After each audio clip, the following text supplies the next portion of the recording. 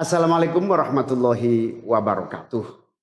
Saudara-saudara sekalian, baru saja kita mendengarkan putusan Mahkamah Konstitusi terkait hasil akhir Pilpres tahun 2024.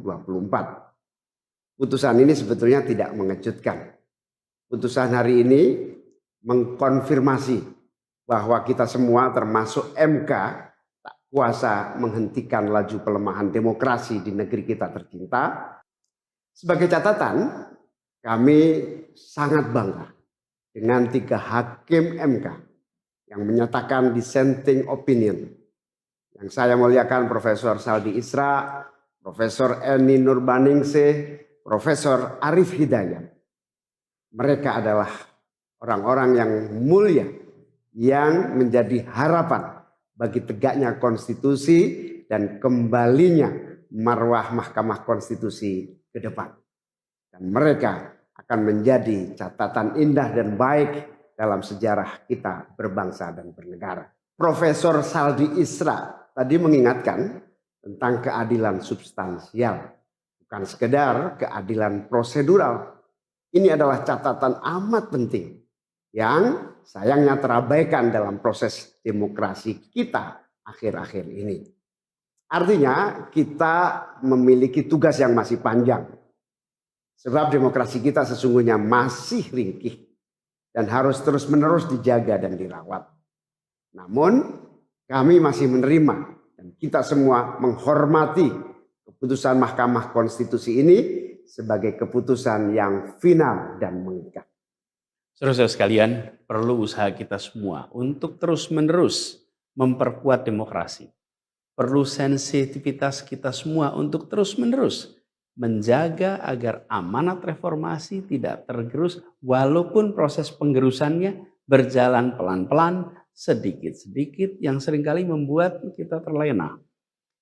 Kita semua sadar, kita masih harus kerja keras, harus kerja terus-menerus untuk menyadarkan publik luas bahwa institusi demokrasi yang kuat, yang berfungsi baik, itu sama pentingnya dengan institusi ekonomi yang kuat yang berfungsi dengan baik. Keduanya, proses demokrasi, proses ekonomi harus berjalan dengan baik, dengan efisien, efektif, dan menggunakan prinsip-prinsip yang benar. Oleh karena itu kita semua harus terus bekerja, harus terus merangkul dan memperkuat masyarakat.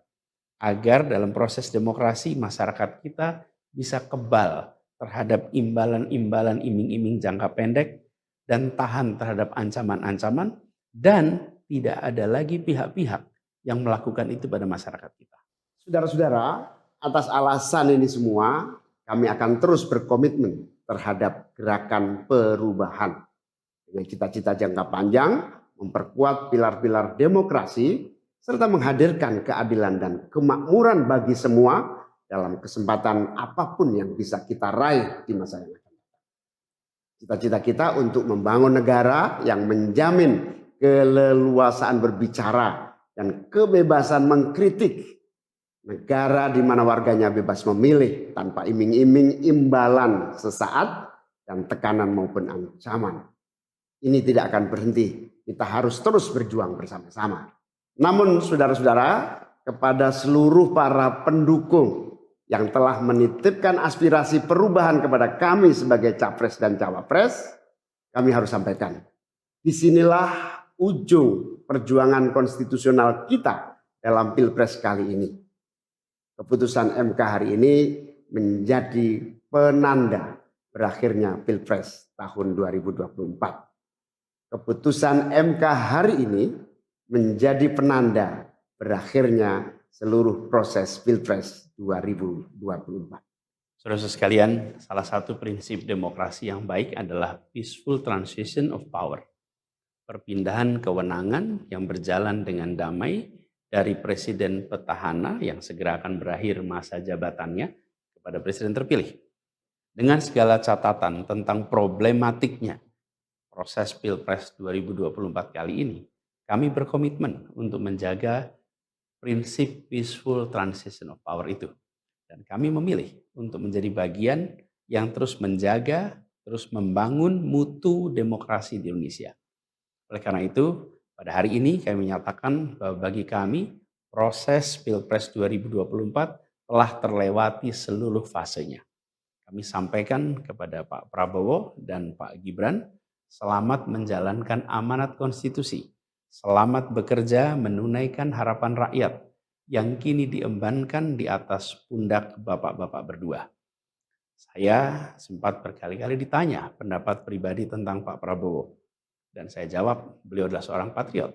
Hari ini saya terus mempercayai sebagai seorang patriot. Beliau adalah seorang yang telah mengalami pendidikan modern sejak usia belia dan berasal dari keluarga intelektual yang amat terpandang. Maka Pak Prabowo tentu paham bahwa dalam demokrasi yang baik, menerima keberadaan oposisi sebagai partner dalam bernegara, menjaga keseimbangan dan independensi 3 cabang kekuasaan, yaitu eksekutif, legislatif, yudikatif. Lalu menjamin kebebasan media sebagai pilar keempat demokrasi, serta yang tidak kalah penting adalah menjaga kebebasan rakyat di dalam bersuara, di dalam mengungkapkan pendapat, di dalam berserikat berkumpul dalam sebuah proses demokrasi. Dan sebagai seorang patriot terdidik, saya percaya Pak Prabowo akan mengembalikan dan akan menjaga nilai-nilai demokrasi ini di masa-masa Indonesia ke depan. Saudara-saudara sekalian, dalam kesempatan ini izinkan kami menyampaikan rasa terima kasih sedalam-dalamnya kepada seluruh pihak yang telah membersamai perjuangan kami. Partai pengusung, Partai Nasdem, PKS, PKB, teman-teman Timnas Amin, teman-teman tim hukum nasional, seluruh teman-teman relawan, para ulama, para tokoh-tokoh agama, para pakar dan rekan-rekan media. Semua yang telah ikut berjuang bersama-sama mendukung perubahan. Mengorbankan banyak tenaga, pikiran dan harta demi memperjuangkan aspirasi perubahan. Saya ucapkan terima kasih. Juga pada anak-anak muda yang pada Pilpres kali ini memberi warna baru, membawa pesan optimisme, pesan kreativitas, pesan inovasi, pesan kebaruan. Terima kasih telah menjadikan Pilpres kali ini Pilpres yang menyenangkan, mencerahkan. Yang tidak kalah penting adalah mencerdaskan. Kampanye yang membuat kita mendapatkan perspektif baru tentang apa arah Indonesia ke depan. Dan itu kami berpesan kepada semua, melihat proses yang terjadi. Proses politik sering nampak kotor dan berujung pada kecewaan. Tapi jangan sampai itu semua membuat kita berputus asa pada proses politik. Begitu banyak cita-cita besar yang dapat diperjuangkan melalui jalan politik. Bila saat ini kondisinya masih begitu mengecewakan, justru ini adalah tanda, ini adalah pengingat bahwa perlu semakin banyak dari kita semua yang mau berjuang di jalan politik.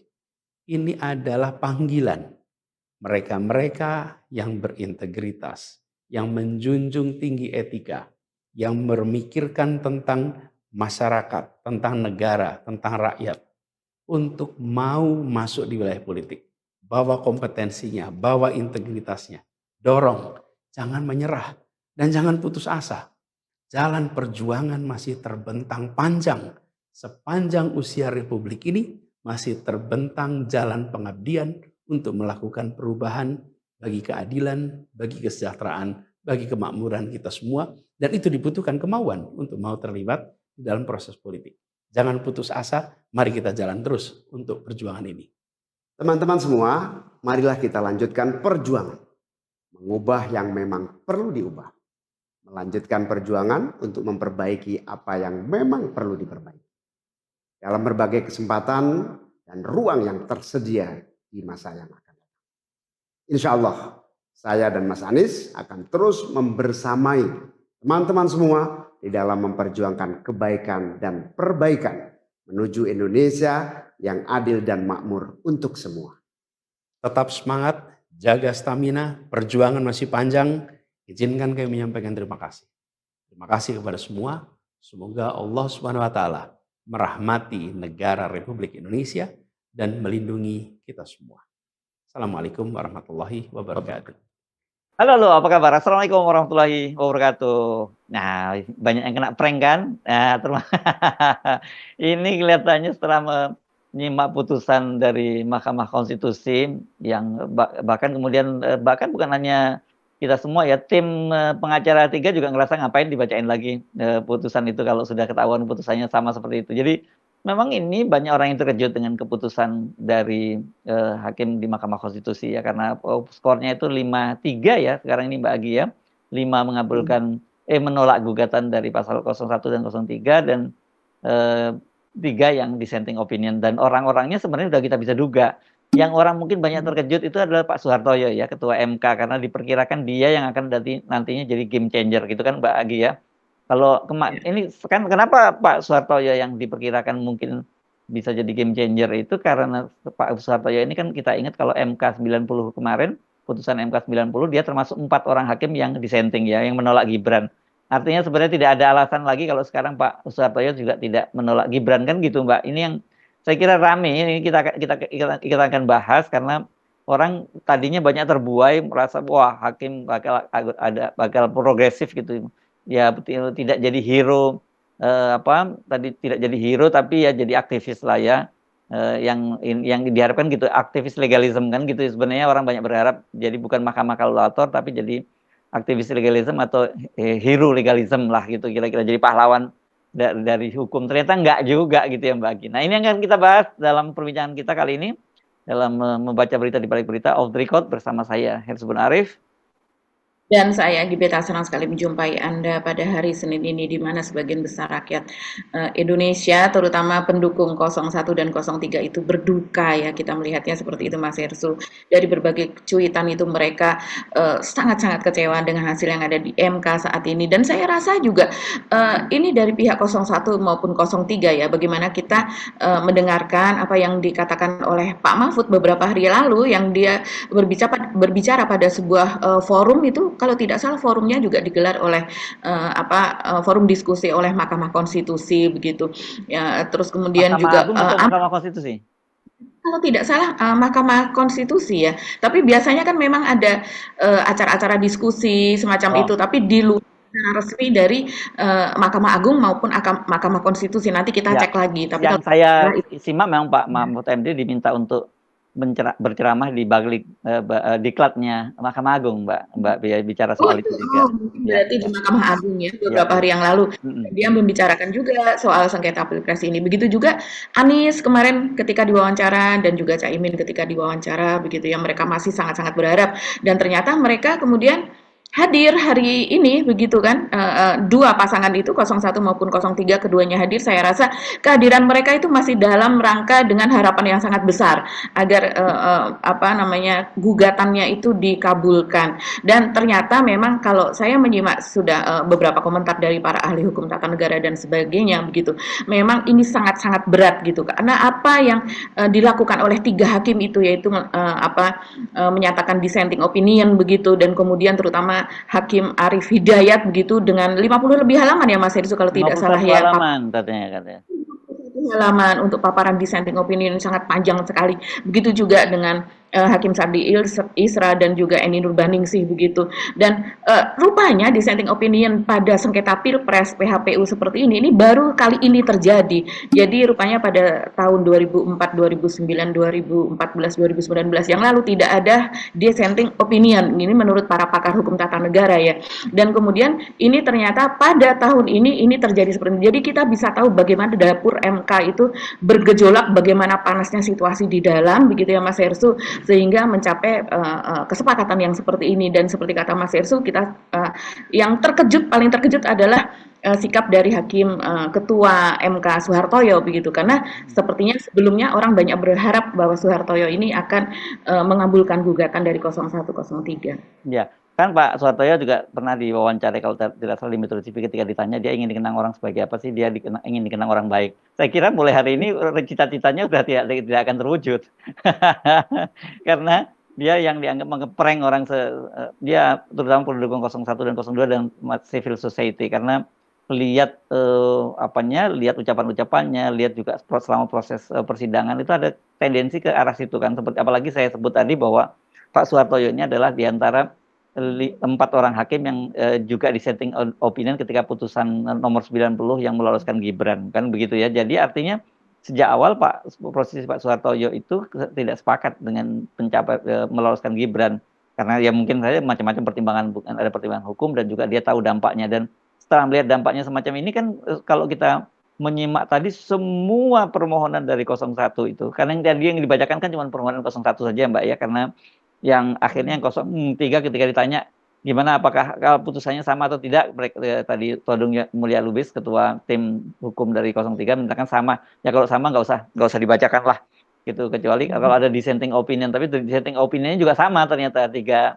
orang hakim itu saja. Jadi artinya semua argumentasi yang sudah dibangun dan sebenarnya sangat mudah untuk membuktikan kalau mereka seperti saya sebut tadi menjadi tadi aktivis legalism atau apalagi kemudian jadi hero legalism.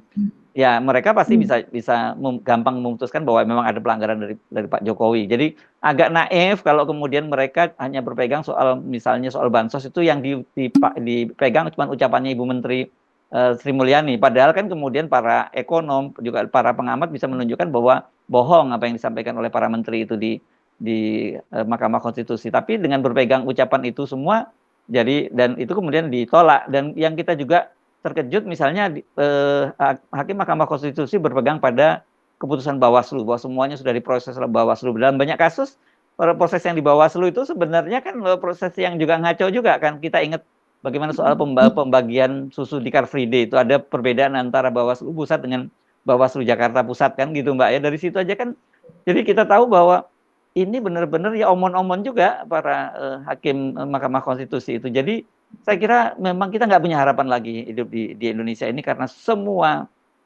institusi negara itu udah membusuk begitu ya, eksekutifnya busuk dan kemudian mengoptasi legislatif yang harusnya yang dikeluhkan juga oleh Saldi Isra bahwa ini kok jadinya seolah-olah mereka jadi keranjang sampah gitu kan. Itu kan Saldi tadi kan sebenarnya curhat juga, dia seolah-olah sialan nih, ini kan harusnya tugas dari DPR yang mengambil sikap politik dengan menggunakan hak angket atau hak yang lain-lainnya begitu, tapi semua dibebankan ke Mahkamah Konstitusi. Itu kan yang membuat dia jadi curhat juga kan tadi seperti itu. Kemudian ditambah lagi ini Mahkamah Konstitusi yang juga ini padahal kan lembaga Mahkamah Konstitusi ini menjadi guardian of constitution. Kalau sekarang tidak, ini menjadi the guardian of of rezim gitu ya, the guardian of Jokowi kan yang terjadi.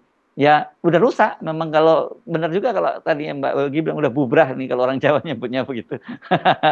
Nggak ada harapan, memang banyak orang seperti itu. Tapi gini, kalau saya juga kan saya baca itu banyak sekali netizen yang kemudian menyatakan kecewaannya dan pokoknya mereka nggak ikhlas kalau kemudian Gibran jadi wakil presiden. Ya memang wajar kalau banyak nggak ikhlas dengan Gibran tidak jadi wakil presiden. Saya pun nggak ikhlas kalau Gibran jadi wakil presiden. Sorry, saya betul-betul mesti bilang nggak ikhlas wajah saya nanti di internasional diwakili oleh Gibran.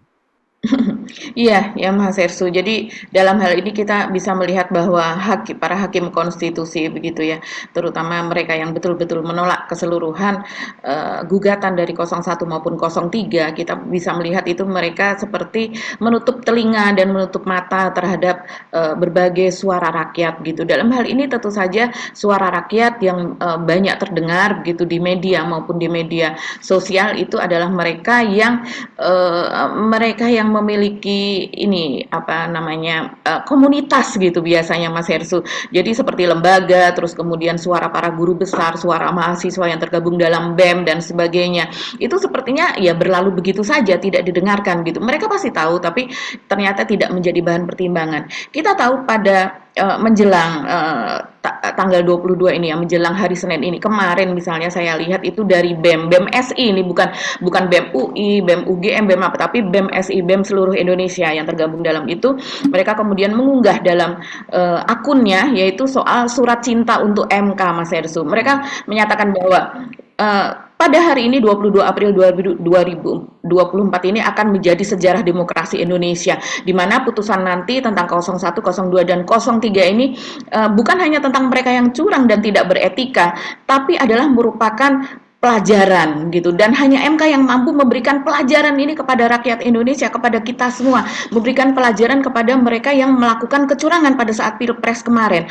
Jadi apa yang dilakukan MK ini adalah merupakan cermin itu, tapi ternyata ketika MK tidak bisa memberikan pelajaran itu, entah karena tidak berani, entah karena adanya intimidasi, entah karena pertimbangan memang secara personal pribadi begitu ya, kita tidak tahu alasan masing-masing yang sebenarnya begitu.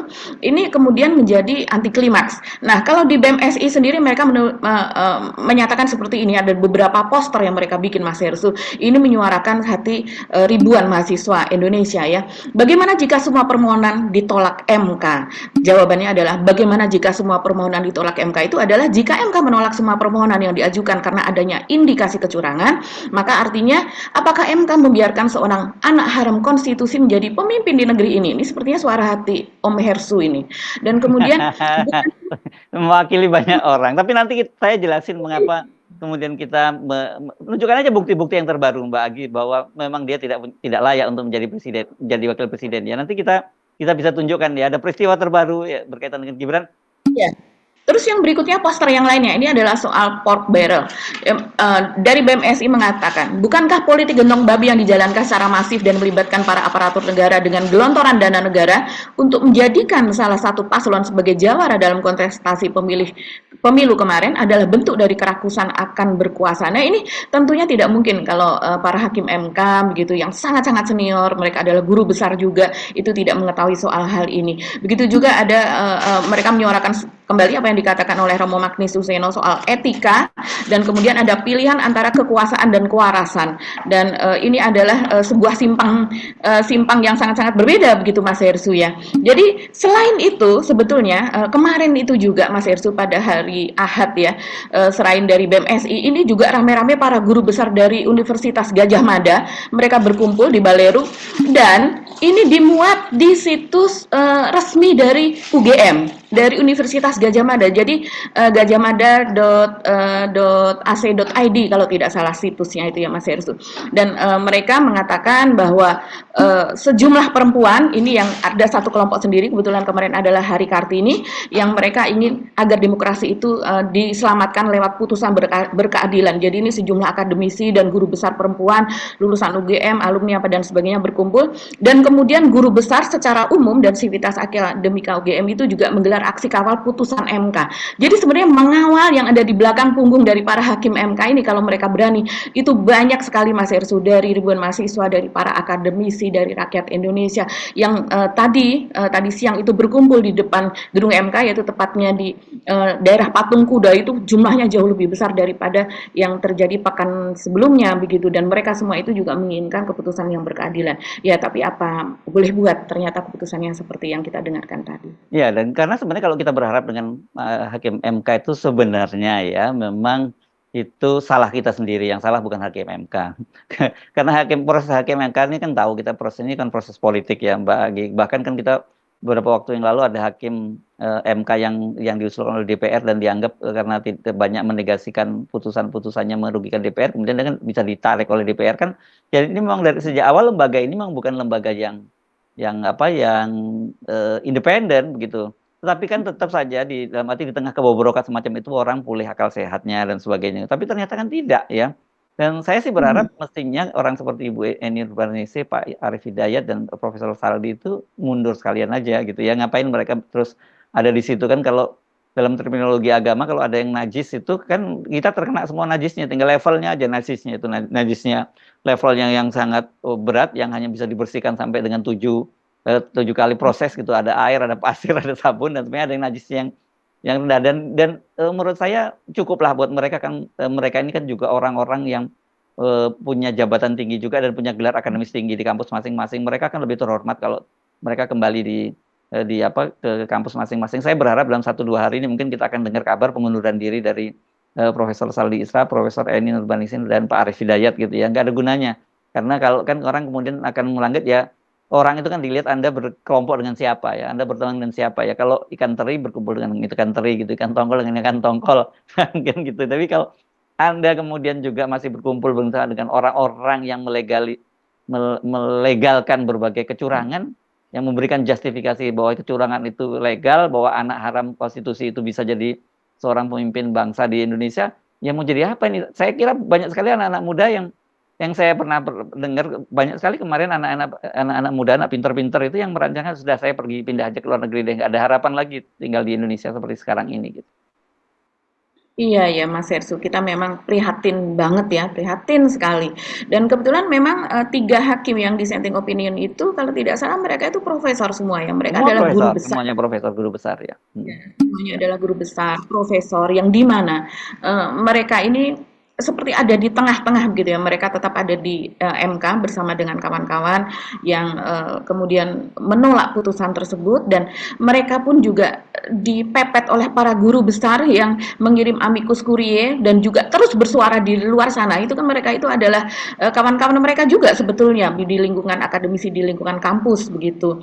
Dan apa yang dinyatakan tadi sebetulnya sudah jelas betul. Seperti misalnya dikatakan oleh Saldi Isra, yang dikatakan oleh Arif Hidayat, bahwa keputusan mereka, kalau putusan mereka pribadi, yaitu yang dissenting opinion itu tadi salah satunya adalah merekomendasikan untuk pemilihan suara ulang, jadi PSU di sebagian tempat yang dimana kecurangan itu terjadi. Malah kalau Arif Hidayat kalau tidak salah dia langsung menunjuk provinsi-provinsi, yaitu adalah DKI Jakarta, Jawa Barat, Jawa Tengah, Jawa Timur, Bali, dan juga Sumatera Utara. Itu adalah provinsi yang penduduknya besar, begitu, dan dengan diadakannya pemilihan ulang di sekian provinsi yang disebutkan oleh Arif Hidayat itu tadi, pasti akan sangat mempengaruhi hasil dari hasil suara Pilpres, begitu, kalau seandainya diadakan PSU.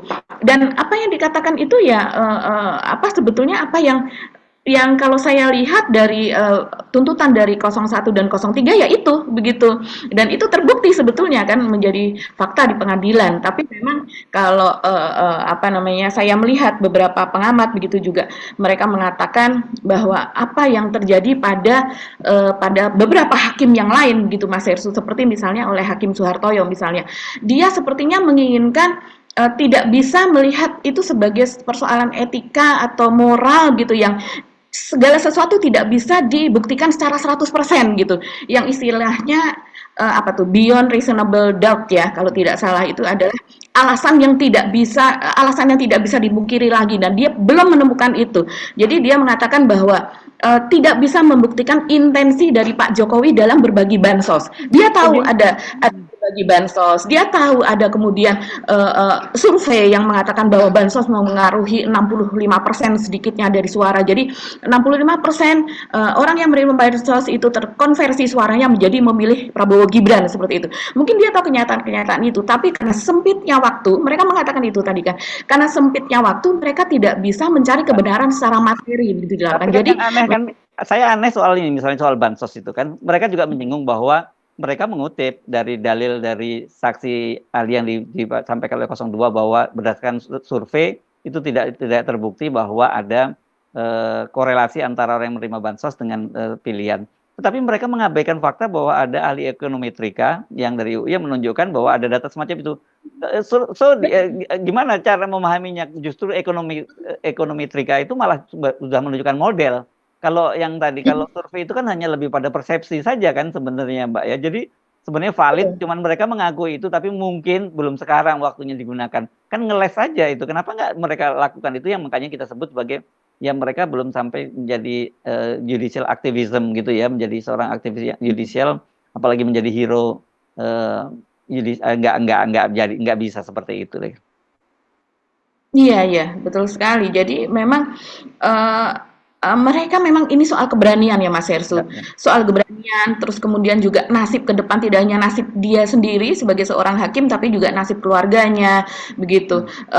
Tantangan ke depannya sesudah hari ini, begitu, hari-hari yang sangat menentukan. Tapi mungkin yang mereka perhitungkan adalah nasib berdasarkan sesuatu yang digariskan oleh rezim. Padahal seharusnya nasib ke depan juga dihubungkan dengan nasib bangsa, nasib negara, dan juga persepsi rakyat terhadap para hakim ini, begitu. begitu. Walaupun mungkin kalau dari 02 ya kita kan udah menang 96 juta dan sebagainya. Tapi kan ada variabel di dalam itu, ada variabel bansos, ada variabel PJ, penjabat begitu. Ada variabel kepala desa begitu yang mereka kemudian abuse of power. Ini kan abuse of power-nya itu dari tingkat rendah sampai ke tingkat tinggi begitu. Jadi dari para kepala desa, kemudian para bupati PJ begitu, wali kota dan juga gubernur yang PJ dan juga kemudian sampai ke presiden. Nah, itu variabelnya besar sekali untuk mendapatkan 96 juta tersebut begitu.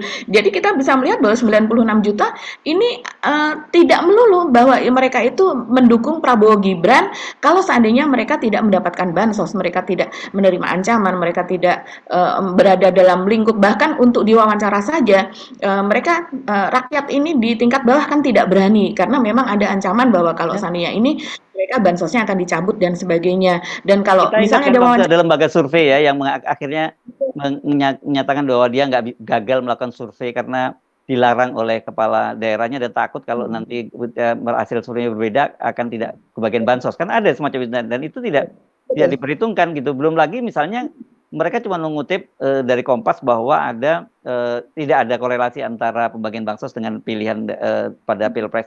Tapi kenapa mereka tidak mengutip juga hasil survei Kompas yang menunjukkan bahwa 62,2% respondennya itu mendukung hak angket misalnya. Kan itu juga kalau mau fair misalnya hal semacam itu gitu. Jadi kalau misalnya dia menyatakan tidak ada intensi, mengadili intensi bagaimana? Dia juga tidak mengundang Pak Jokowi kok bisa membuktikan bahwa ada intensi dari Pak Jokowi. Kecuali kalau Pak Jokowinya diwawancarai secara mendalam begitu ya, kemudian dipakaikan lie detector gitu untuk menjelaskan bahwa lu bohong nggak nih, ngimbul nggak lu bahwa lu nggak punya intensi bagi-bagi bansos, itu baru bisa disimpulkan kan. Jadi ini memang rawan yang mereka akui itu speedy trial ya, ini kan pengadilan cepat gitu yang tetapi terlampau kemudian kalau mereka menyimpulkan seperti itu juga nggak adil juga kan begitu ya. Tadi saya bolak-balik ngomong aktivis judicial activism ya, mestinya tadi saya sebutnya begitu. Tadi saya sebutnya nyebut apa? Legalisme ya bukan.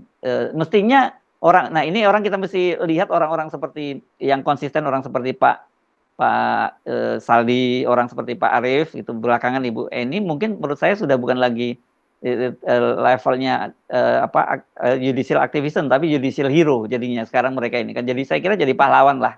Patut mereka jadi pahlawan, tapi akan jadi pahlawan kalau mereka mundur bareng-bareng gitu saya kira.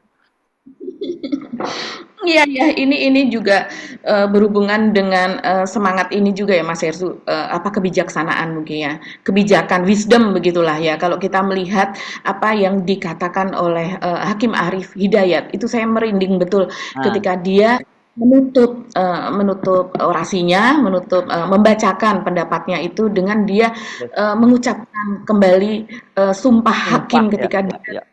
Oke. Luar biasa. Jadi ini enak bagian gini Mbak Gi, kita dengar dulu ya, kita bacakan dulu, kita simak keputusannya dari Pak Suhartoyo, nanti kemudian juga kita dengar kalau tadi Pak Arief, kita bisa dengar Pak Arief juga Saldi Isra dan lain bisa kita dengarkan kutipan-kutipan dari apa yang mereka nyatakan gitu ya.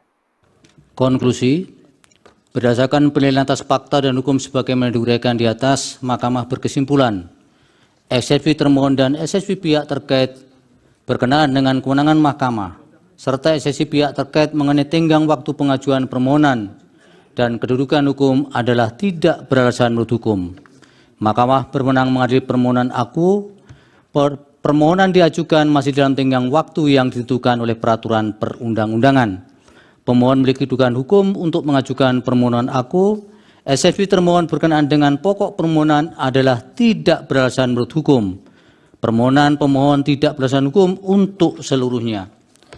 Berdasarkan Undang-Undang Dasar Negara Indonesia tahun 1945, Undang-Undang Nomor 24 tahun 2003 tentang Mahkamah Konstitusi, sebagaimana telah diubah terakhir dengan Undang-Undang Nomor 7 tahun 2020 dan seterusnya dianggap dibacakan. Amar putusan mengadili dalam eksepsi, menolak eksepsi termohon dan pihak terkait untuk seluruhnya. Dalam pokok permohonan, menolak permohonan pemohon untuk seluruhnya.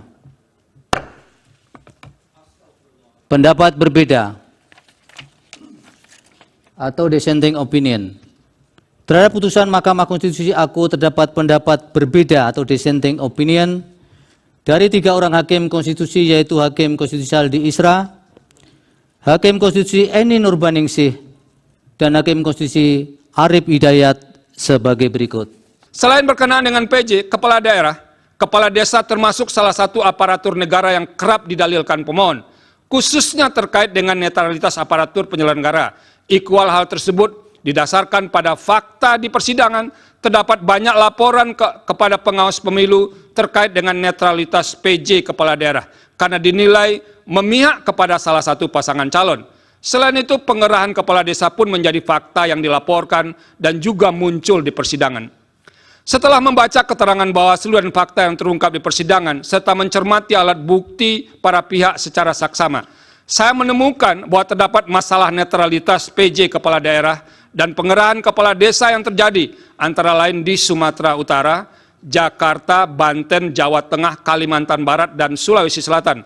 Adapun bentuk ketidaknetralan PJ kepala daerah diantaranya berupa penggerakan ASN, pengalokasian sebagian dana desa sebagai dana kampanye, ajakan terbuka untuk memilih pasangan calon yang memiliki komitmen untuk melanjutkan IKN, pembagian bantuan sosial atau bantuan lainnya kepada para pemilih dengan menggunakan kantong yang identik dengan identitas pasangan calon tertentu, penyelenggaraan kegiatan massal dengan menggunakan baju dan kostum yang menonjolkan keberpihakan kepada pasangan calon tertentu, pemasangan alat peraga kampanye di kantor-kantor pemerintah daerah, serta ajakan untuk memilih pasangan calon di media sosial dan gedung milik pemerintah. Selain soal netralitas PJ kepala daerah, terungkap juga sebagai fakta di persidangan adanya pengerahan atau mobilisasi kepala desa, antara lain seperti di Jakarta dan di Jawa Tengah.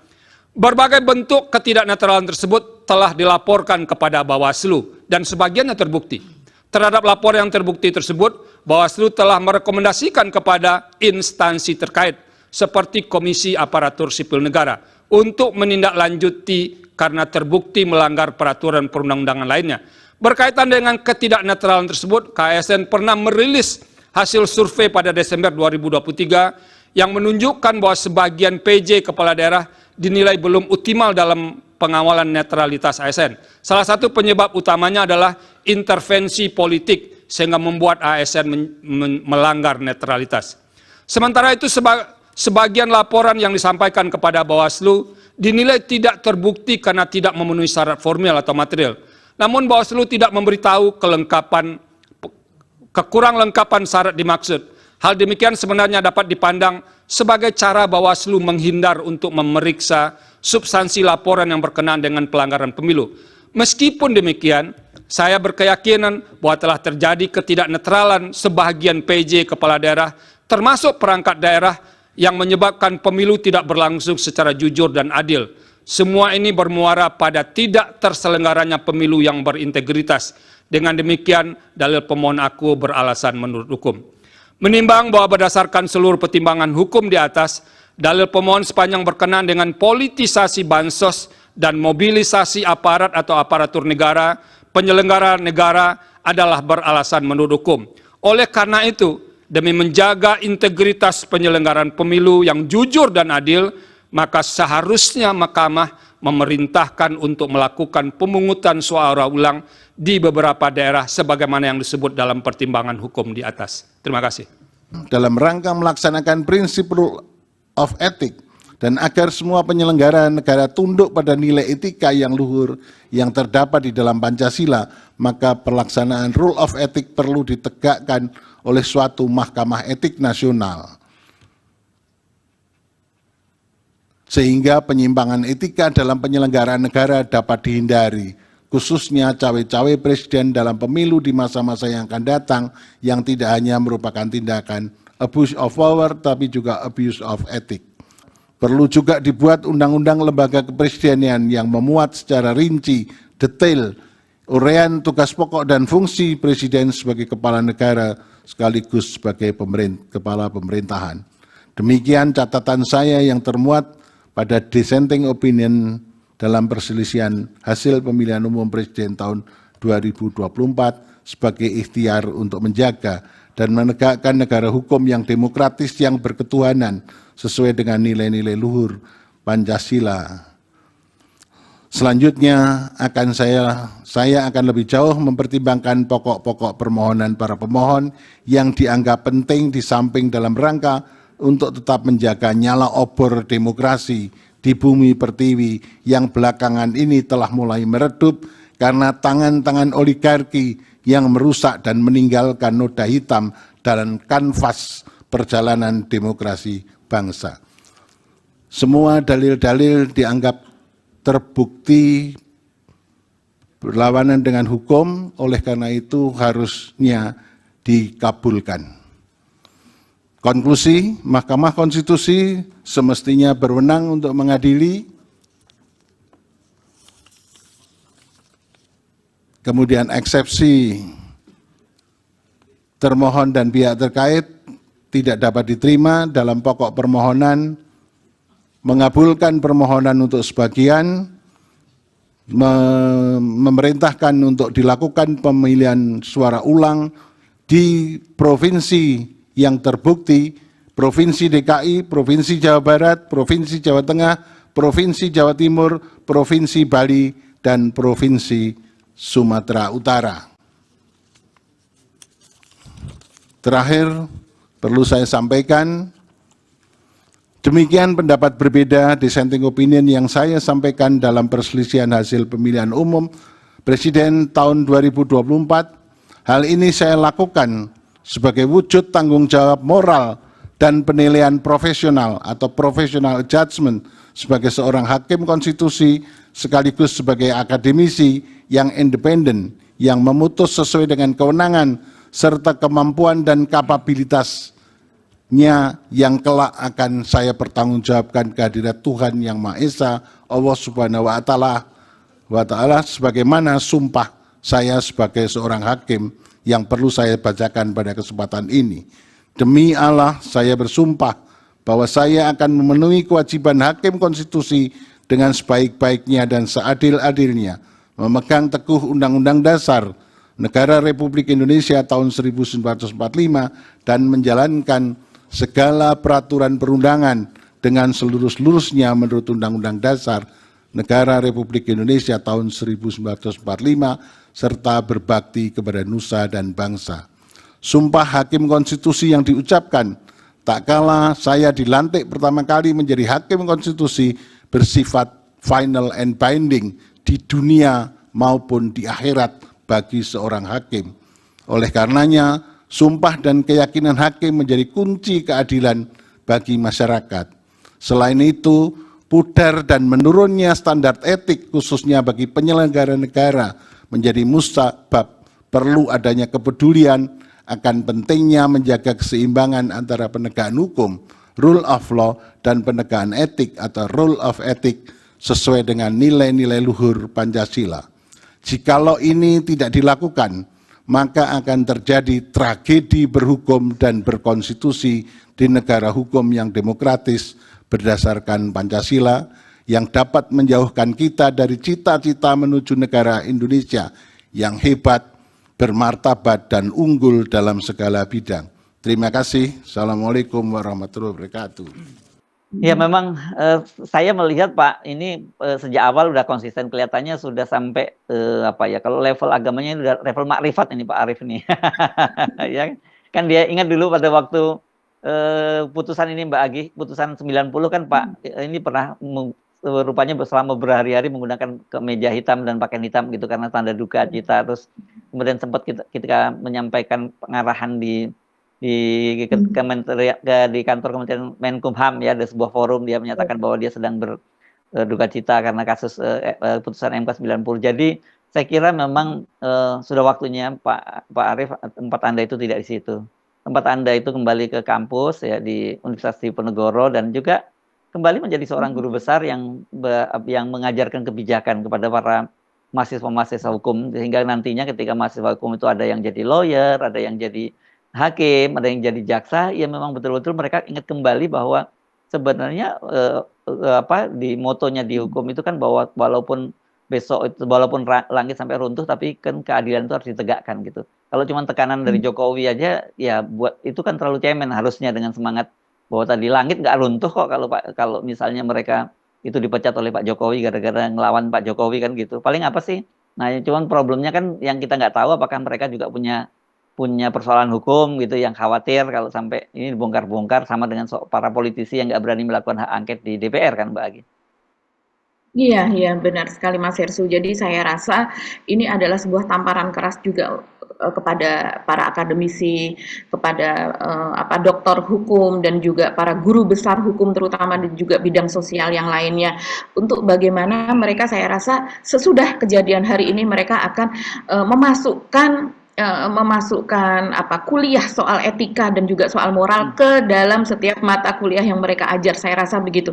Yes. Karena ini hasil dari Hakim MK sendiri ini pasti memengaruhi Mas Hersu.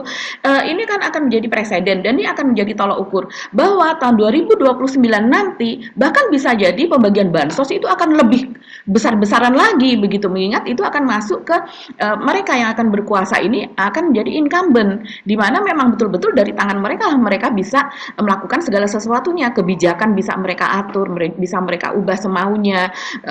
Kemudian yang kemarin misalnya bansos dari segini dinaikkan menjadi segini, kemudian ada otomatis adjustment yang dilakukan oleh Kementerian Keuangan berdasarkan perintah dari Pak Jokowi misalnya begitu. Itu bisa dilakukan dengan serta-merta, dengan enak saja, dan kemudian orang sudah lelah kalau seandainya kayak gitu, lelah untuk membawanya ke MK karena yang begitu dahsyatnya di 2024 saja tidak tembus, tidak berhasil. Untuk lagi begitu kan? Kan dasarnya kan selalu bilang begini, bahwa dengan undang-undang pemilu itu kan sudah dibagi-bagi kewenangan untuk menangani persoalan itu. Misalnya ada soal pidana dilapor ke Gakumdu, ada pelanggaran-pelanggaran soal itu dilaporkan ke Bawaslu. Kemudian kalau ada selisih hasil penghitungan suara dilarikan ke Mahkamah Konstitusi. Tapi bagaimana dengan kita tahu kan seperti apa kualitasnya Bawaslu itu ya, mulai dari daerah sampai pusat itu kita tahu banget lah seperti apa dan siapa yang mereka jadi Bawaslu itu dan bagaimana cara mereka bermain. Ini bukan fitnah loh ya, karena banyak juga kan dalam kasus Bawaslu juga ikut bermain di situ kan, yang sudah disidang dan sebagainya. Kemudian Gakumdu juga seperti itu. Dan kemudian ketika dibawa ke Mahkamah Konstitusi akan bilang bahwa oh itu sudah berdasarkan penilaian dari Bawaslu, sudah ditangani dan itu tidak ada, itu sudah selesai persoalannya gitu. Padahal nggak selesai kan gitu, itu yang terjadi. Ya jadi memang kita frustrasi dan banyak teman-teman juga menyalahkan, seorang seperti kita juga banyak disalahkan juga Mbak. Kenapa masih percaya dengan sistem yang ada gitu loh? Kenapa masih ikut pemilu? Kan seharusnya sudahlah kalau udah tahu seperti itu nggak usah ikut pemilu. Ada juga yang menyatakan begitu. Tapi kan kita nggak boleh hanya diam seperti itu kan gitu. Itu kalau kemudian kita katakan langkah golput, kita nggak peduli dengan apapun yang terjadi pada bangsa dan negara ini. Tapi kan kita hidup di Indonesia. Kan itu yang realitasnya. Jadi kita tetap berusaha, jangan pernah putus asa, tetap melakukan jangan pernah berhenti untuk terus menyuarakan ketidakadilan. Dan saya kira sekarang ini barisan itu semakin besar kok. Kalau dulu itu kan banyak orang yang tersirap oleh Pak Jokowi karena menjadi pendukung dari Jokowi dan masuk dalam kolam yang sama dengan Jokowi. Sekarang kan orang udah mulai banyak yang sadar gitu saya kira. Jadi dengan pernah putus asa kan gitu. Kalau saya tadi nyebut bahwa banyak, pasti ini netizen banyak yang kecewa karena mereka pasti mereka menolak ada seorang wakil presiden seperti Gibran itu kan gitu. Karena tadi kita bahas ya, saya bilang kita bisa buktikan bahwa kenapa Gibran itu tidak layak untuk jadi seorang wakil presiden. Ada kasus yang baru kan Mbak, yang kasus Mbak Agi sampaikan ke saya soal soal Bobon ya, apa sih soal apa itu yang Anda sebut itu Mbak? Oh iya, ini terjadi pekan yang lalu ya Mas Hersu. Jadi ketika influencer, ini adalah seorang jokower juga ya, namanya Bobon Santoso. Bobon Santoso ini adalah YouTuber dengan follower cukup banyak, subscribernya cukup banyak, 15.800.000 kalau tidak salah. Cukup banyak, gede dong itu. Ya besar begitu. Cuman kalau sekarang kan sudah banyak yang influencer yang besar-besar itu di atas 30 Mas Hersu, bahkan hampir 40, bahkan ada yang lebih ya. Dan kemudian Bobon ini ketika pada saat Pilpres kemarin begitu, dia juga adalah pendukung dari Pak Prabowo, dia salah satu influencer yang menjadi tamu di Kementerian Pertahanan begitu. Dan kemudian pada beberapa acaranya yang dia unggah di akunnya dia juga itu ada dia melakukan makan besar bersama. Jadi ini memang isi dari kontennya itu adalah makan besar. Makan besar itu artinya misalnya memasak daging berapa puluh kilo begitu Mas Hersu ya, atau bahkan ratusan kilo, dan kemudian itu dibagikan kepada masyarakat begitu, kepada masyarakat, jadi makan bersama sekitar ratusan orang begitu. Nah, makan bersama ini beberapa kali mengundang Pak Prabowo, dan tentu saja di situ untuk mengendorse Pak Prabowo walaupun katanya bukan konten politik, tapi kita tahulah yang seperti itu. Dan Bobon ini sekitar dia mengunggahnya pekan lalu begitu ya, dia ada di Papua dan kemudian melakukan makan besar di sana. Dia datang ke salah satu distrik, yaitu distrik Kerkom kalau tidak salah, mudah-mudahan tidak salah mengucapkan. Kerom atau Kerkom? Kerom betul. Distrik Kerom, Kabupaten Kerom berarti dia masuknya ya. Ada salah satu distrik di Kabupaten Kerom itu, dan kemudian di situ tidak ada listrik Mas Hersu, jadi belum masuklah listrik di situ ya. Memang di situ sudah ada pos TNI apa dan sebagainya, dan mereka memakai sumber daya yang lain begitu. Dan kemudian dia itu mengunggah ini dan kemudian mendapatkan sambutan dari Gibran begitu Mas Hersu. Nah, sambutan dari Gibran ini yang kemudian rame begitu ya, bisa dikatakan heboh lah ini di media sosial begitu, karena apa yang dikatakan di situ dia melakukan percakapan begitu dengan Gibran, Bobon ini, dan kita tahu Bobon adalah pendukung Pak Prabowo, otomatis adalah pendukung Prabowo Gibran, dan rupanya dia juga bersahabat begitu ya dengan Gibran ini. Dan di situ ada di screenshot begitu Mas Hersu, diunggah percakapan dia dengan Gibran, bagaimana Gibran ini kemudian menanyakan kondisi di mana, tepatnya di mana lokasinya, dan kemudian Gibran ini akan membantu, dan dia langsung menelpon di Rut PLN begitu ya, ketika dia melihat curhatnya Bobon ini di media sosial, menelpon di Rut PLN dan meminta agar di lokasi tersebut segera dialiri listrik, dan katanya ini langsung mendapatkan sambutan, dan kemungkinan mungkin sekitar bulan Mei atau Juni begitu sudah akan dapat dialiri listrik. Jadi di sini nggak ada listrik sama sekali. Bukan sehari 1 jam ya, tidak ada sama sekali. Jadi ginilah penampakan kampung waris kita ini. Kalau misalnya kalian lihat rumah-rumah ada lampu, itu menggunakan genset. Ini tiang, ternyata ada kabel, tapi cuma pasang saja, jadi nggak ada arus sama sekali, nggak berfungsi dengan optimal.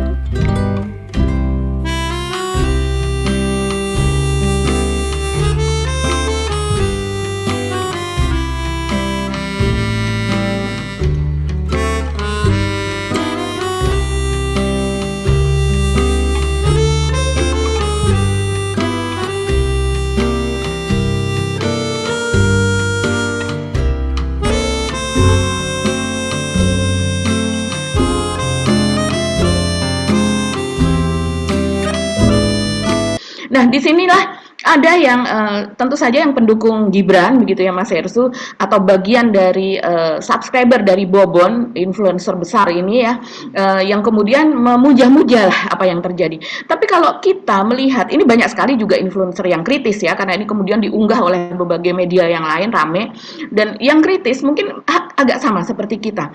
Artinya Gibran ini adalah seorang wali kota di kota Solo, dan kemudian dia bisa memerintahkan seorang dirut PLN untuk mengalirkan listrik sesegera mungkin di sebuah kabupaten di Papua yang nun jauh di sana.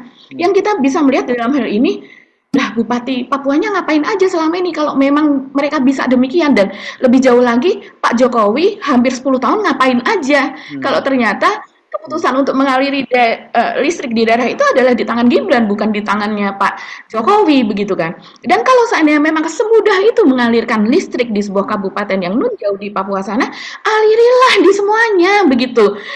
Berikan keadilan kepada semuanya. Yang jauh di sana aja bisa secepat itu tertangani, kenapa yang di tempat lain tidak bisa? Ada juga orang yang mengatakan kita selama ini bayar listrik itu cash loh, nggak bisa diutang, bahkan kita bayar telat gitu 2 hari 3 hari saja itu sudah ada surat, ada ancaman untuk diputus. Tapi kenapa PLN merugi? Itu kan pertanyaan bahwa listrik yang dijual ke kita tentu sudah dengan perhitungan untung rugi, dan kita bayar cash, tapi kenapa mereka merugi? Adakah sesuatu yang terjadi di dalamnya begitu?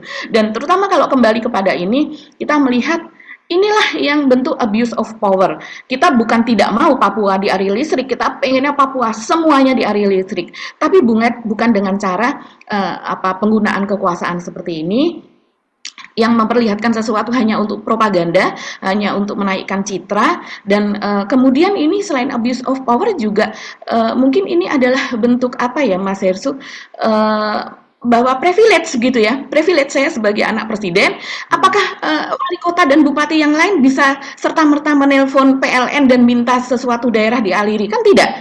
Ini adalah privilege dari seorang anak presiden kalau kita rasa. Nah, itu yang terjadi di Indonesia sebenarnya seperti itu begitu. Cuman orang kadang sebagai sesuatu yang udah diubah menjadi euforia buzzer, hal seperti ini begitu mudahnya diubah untuk menjadi mengglorifikasi Gibran yang gercep, yang ini apa. Kita masih ingat Mas Hersu satu lagi, tetangga Gibran, saya lupa ya, yang kali itu kalau tidak salah atau di Boyolali atau di apa, pokoknya di Solo Raya, dan kemudian di situ ada mafia tambang pasir lah dikatakan demikian.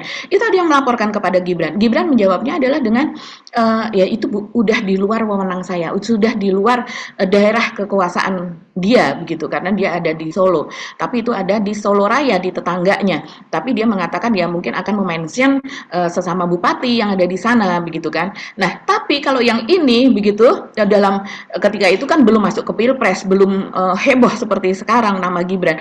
Tapi sekarang dengan cara seperti ini sepertinya masih terus nih glorifikasi, pencitraan, karena dengan adanya kasus PHPU di MK ini kan kita tahu ini orang makin paham bagaimana soal nepotisme, bagaimana soal KKN itu demikian, apalagi nanti terus Gibran mau naik di Sumatera Utara apa dan sebagainya dengan berbagai cara begitu.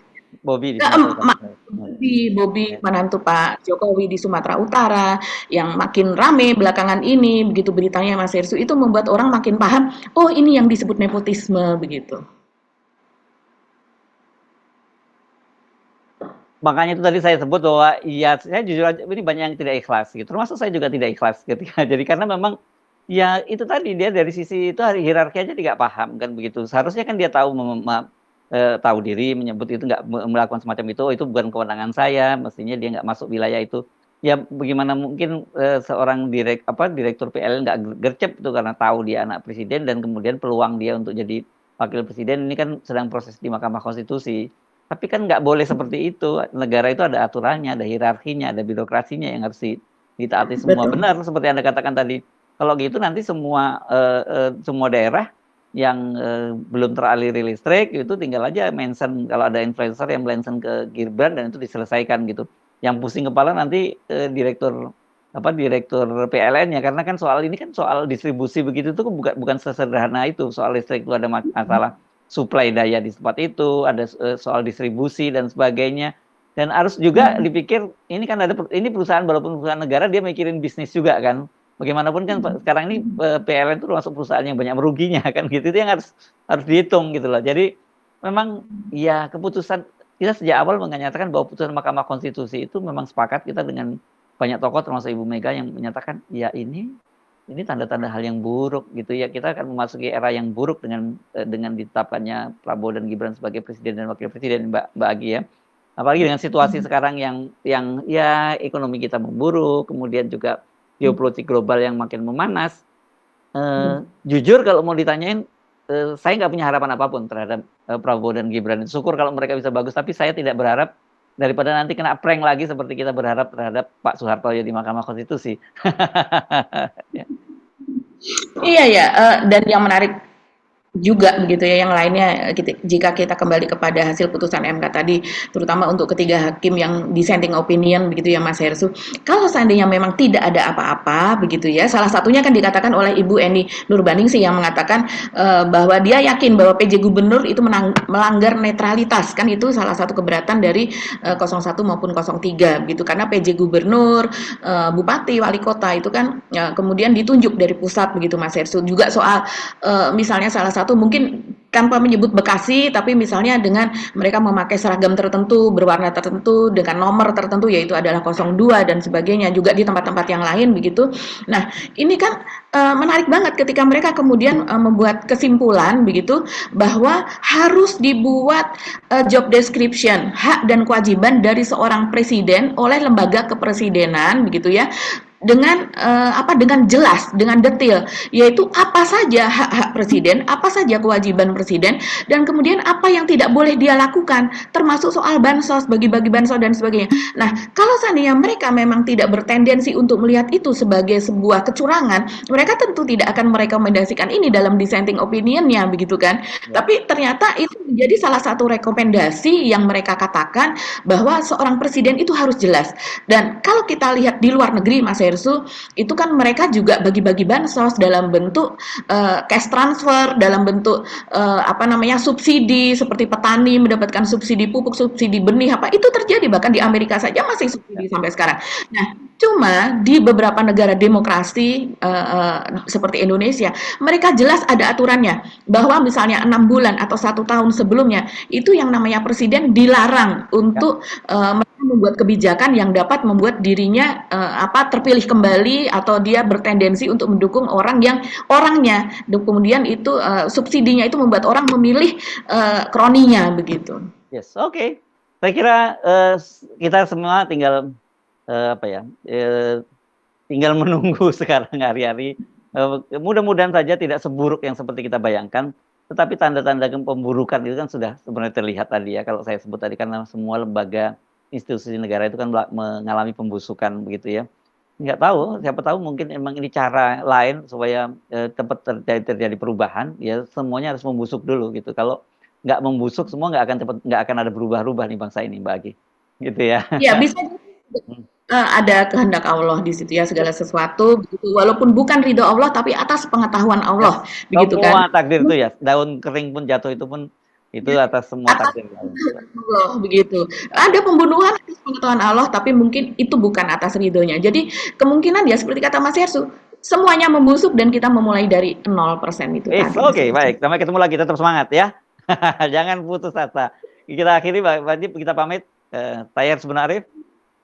Dan saya Gibeta, terima kasih atas perhatian Anda, tetap semangat. Wassalamualaikum warahmatullahi wabarakatuh. Assalamualaikum warahmatullahi wabarakatuh.